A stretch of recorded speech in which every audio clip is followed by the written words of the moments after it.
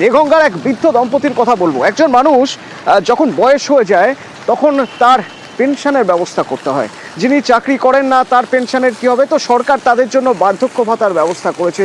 সরকারের একাধিক প্রকল্প রয়েছে যাতে আর্থিকভাবে প্রান্তিক পাড়ের মানুষকে উপরের দিকে নিয়ে আসা যায়, একটু এগিয়ে দেওয়া যায়। এবং তার সঙ্গে আবাস যোজনা রয়েছে, যাদের ঘর নেই, পাকা বাড়ি নেই, তাদের যদি পাকা বাড়ির বন্দোবস্ত করা যায়। কিন্তু এই অসহায় দম্পতির বাড়ি, মাটির বাড়ি ভেঙে গিয়েছে, এখনও পাকা ঘরের কোনো ব্যবস্থা নেই।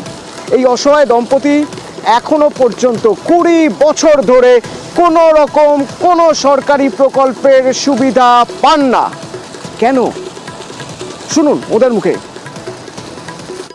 20 বছর কিচ্ছু পাইনি, 5টা মেম্বার হয়েছে, আমি কিছুই পাইনি, কোনো সুযোগ সুবিধা পাইনি। বাড়ির একদিকে এই অবস্থা, সরকার আপনারা পঞ্চায়েতকে জানিয়েছেন? বা হ্যাঁ, দুয়ারে সরকারে জানিয়েছি, পঞ্চায়েতে জানিয়েছি, সব জায়গায় গিয়েছি। ঘরের জন্য আবেদন করেছেন? আবেদন করেছেন কতবার? 4 বার। ঘর দিয়েছে না। কি বলে? ওই দেবো। কত বছর ধরে চাইছেন ঘর? এই তো 20 বছর চলে গেল। পঞ্চায়েতে গেছেন? কি বলে? ওই একই কথা বলছে। নিজ মুখে বলছেন তারা আবেদন করেছেন, তারা সরকারি অফিসে গিয়েছেন, ক্যাম্পে গিয়েছেন, 20 বছর পর কিছুই তো পান না। জিয়াউল রয়েছেন আমার সঙ্গে। জিয়াউল, কেন মানে এই দম্পতি কেন পাননি কিছু? দেখো, কেন পাননি সেই সদুত্তর এখনো পর্যন্ত আমরাও সেই বাড়িতে ছিলাম, ফলে সেই এখনো পর্যন্ত স্পষ্ট নয় কেন তারা পাননি। কিন্তু যে বাড়ি রয়েছে, দুচালা টালির বাড়ি, মাটির দেয়াল, সেই মাটির দেয়াল অধিকাংশটাই ভেঙে পড়েছে। ফলে দেখার জায়গা নেই, থাকার জায়গা নেই, বৃষ্টি হলে অন্যের বাড়ি, অন্য পাকা বাড়িতে আশ্রয় নিতে হয়।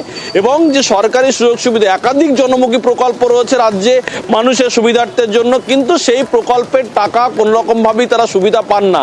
অর্থাৎ আবাস, যেমন আবাসের ঘর তো দূরের কথা, তাহলে পাননি, কিন্তু যে সরকারি প্রকল্প তুমি যেমনটি বলছিলে, বার্ধক্য ভাতা, বয়সজনিত কারণে বার্ধক্য ভাতা দেওয়া হয়, সরকার দেয় পেনশন, যেমন সরকারি চাকরিরা পেনশন পায়, সেখানে গরিব মানুষের জন্য এই বার্ধক্য ভাতার বন্দোবস্ত রয়েছে রাজ্যে। কিন্তু সেখানেও তারা একাধিকবার আবেদন করেছেন, একাধিকবার পঞ্চায়েত অফিসে গেছেন, একাধিকবার ব্লক অফিসে গেছেন, একাধিকবার যে দুয়ারে সরকার ক্যাম্প হয় গ্রামে গ্রামে, সেখানে গেছেন, কিন্তু প্রতিবারই কাগজ জমা দিয়েছেন, কাগজ জমা নিয়েছেন সরকারি আধিকারিকরা, কিন্তু আজ পর্যন্ত তিনি কোনো সরকারি সুযোগ সুবিধা পান না। অর্থাৎ একাধিকবার তারা জানিয়েছেন। একদিকে অসহায় অবস্থা, তার কারণ এই নূর মোহাম্মদ তিনি চোখে দেখতে পান না, অন্যদিকে তার স্ত্রী তিনিও কিন্তু অসুস্থ, তার কারণ তিনিও আর কি একেবারে বলা যেতে পারে পায়ের সমস্যার জন্য হাঁটতে চলতে পারে না। ফলে এই ধরনের একটা পরিবার, এবং যেখানে যে বাড়িতে থাকে সেই বাড়ির যখন তখন ভেঙে পড়ে। দুটো বিষয় রয়েছে এখানে, দুটো বিষয় রয়েছে জিয়াউল।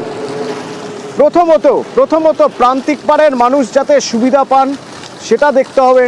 দ্বিতীয়ত যাতে তার বদলে অন্য কেউ সুবিধা না পেয়ে যান সেটা দেখতে হবে, অর্থাৎ যেন কারচুপি না হয়। তো এই সব কিছু তো আর নবান্ন থেকে দেখা সম্ভব নয়। এই সব কিছু দেখার জন্য প্রশাসনিক কিছু স্তর রয়েছে, যে স্তর একেবারে শেষে গিয়ে পৌঁছচ্ছে পঞ্চায়েতে।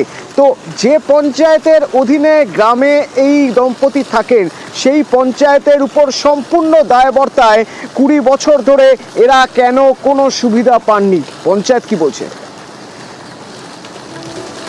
দেখো, পঞ্চায়েতের স্পষ্ট বক্তব্য, তার কারণ 20 বছর ধরে পায়নি সেটা পঞ্চায়েত স্বীকার করছেন। কিন্তু এখন যারা বর্তমান দায়িত্বে রয়েছেন তাদের বক্তব্য, আগের পঞ্চায়েতের প্রধান মেম্বার কি করেছে তারা বলতে পারবেন না। ফলে এখন তার জন্য যোগাযোগ করা হচ্ছে, বিডিও অফিসে, পঞ্চায়েতে যোগাযোগ করা হচ্ছে, যাতে তারা আবাসের ঘর পায়, তারা বার্ধক্য ভাতার মতন সরকারি জনমুখী প্রকল্পের সুবিধা পায়। ফলে একাধিক সরকারি প্রকল্প সেগুলো যাতে পায়, তার জন্য সব রকমভাবে চেষ্টা করছেন বর্তমান পঞ্চায়েত সদস্য। তার কারণ এর আগে যারা রয়েছেন তারা কোন রকম ভাবে সুযোগ সুবিধা দেননি। ফলে তারা কেন দেননি সেটা তিনি বলতে পারবেন না, কিন্তু তিনি এবারে মানুষের পাশে দাঁড়াচ্ছেন, এবং এই পরিবার যাতে কোনো রকম ভাবে সরকারি সুযোগ সুবিধা থেকে বঞ্চিত না হয় তার জন্য সমস্ত রকম ব্যবস্থা তিনি করছেন। পঞ্চায়েত এবং বিডিও অফিসে তিনি নিজে গেছেন এবং তাদের কাছ থেকে দাবি আদায় করে নিয়ে এসছেন যে দ্রুত এই সরকারি সুযোগ সুবিধা তারা পাবেন। কিন্তু এতদিন কেন পাননি এই প্রশ্ন রয়েছে। ইতিমধ্যে বিডিও তিনিও আশ্বস্ত করেছেন তিনি সমস্ত দিক খতিয়ে দেখে দ্রুত যাতে সরকারি সুযোগ সুবিধা সুবিধা পায় সব রকম পাশে থাকার আশ্বাস এবং দেখা যাক পঞ্চায়েত এতদিনেও পঞ্চায়েত কিছুই করেননি। এখন খবর হওয়ার পর আমরা যখন পঞ্চায়েত সদস্যের সঙ্গে কথা বলছি তখন তিনি আশ্বাস দিচ্ছেন নিশ্চয়ই কিছু হবে। সেই আশ্বাস কতটা বাস্তবে রূপান্তর হয় আমাদের নজর থাকবে। কিন্তু আমি সব কিছু নিয়ে নাম আমাদের বার্ধক্য ভাতা বলুন ও সব কিছু নাম কিছু আমরা পঞ্চায়েতে আমরা নাম তুলে দিয়েছি, খুব শীঘ্রই ওনারা পাবে এবং ঘরটা শীঘ্রই পাবে। আমরা লিস্টে নাম দিয়েছি, ওনার নাম অলরেডি নাম চলে এসছে। আমরা বিডিও সাহেবের কাছেও নিয়ে গেছি, ওনাকে নিয়ে গিয়ে সব কিছু বলে এসেছি, প্রধানকে বলা আছে, উনি খুব শীঘ্রই পেয়ে যাবে। এর জন্য আগে কখনো পাইনি, সেজন্য তার জন্য আমি খুব দুঃখিত।